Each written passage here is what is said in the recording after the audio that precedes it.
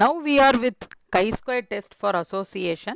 So this chi-square test for association is mainly for finding the association between two nominal variables, that two dichotomous variables.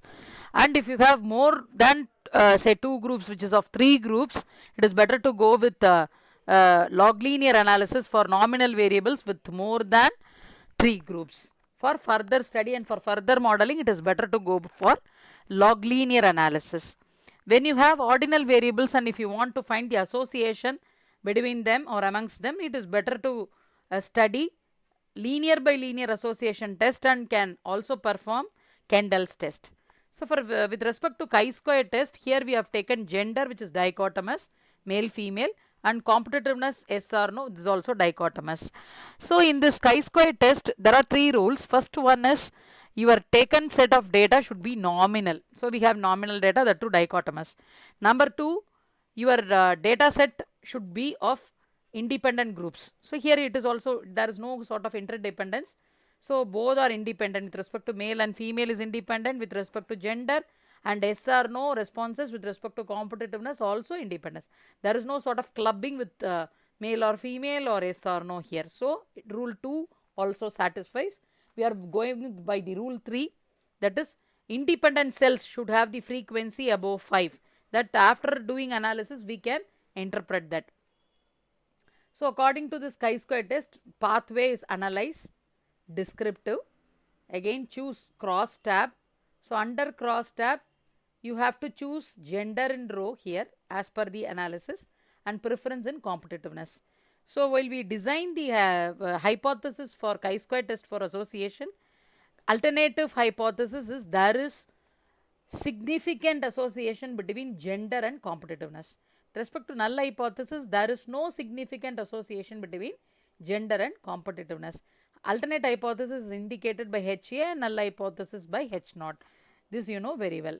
Now we can go to statistics. So under statistics you click chi-squared, then you click pi and Kramers V, then click continue, then go to cells, go click observed and expected, that's it, click continue and continue. Now we can click OK. If you want to see your chi-squared with the observations in bar chart, you can give this, otherwise can give OK. Now you have output. So in output, first one is representing the number of cases or number of responses. Here we have taken 50. Then with respect to count, as I told, rule 3, expected count or frequencies for each cell should be greater than 5. It satisfies. According to male, expected count is 14 and 11 with respect to yes and no. With respect to female, yes and no, expected count is 14 and 11. All are above 5. So frequencies with respect to cells are above 5. So rule 3 also satisfies. Now we are proceeding with the further analysis with respect to chi-squared. Here according to Pearson's chi-squared, value is below 0.05, which is 0.023.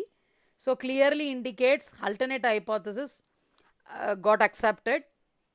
So according to alternative hypothesis, there is significant association between gender and competitiveness.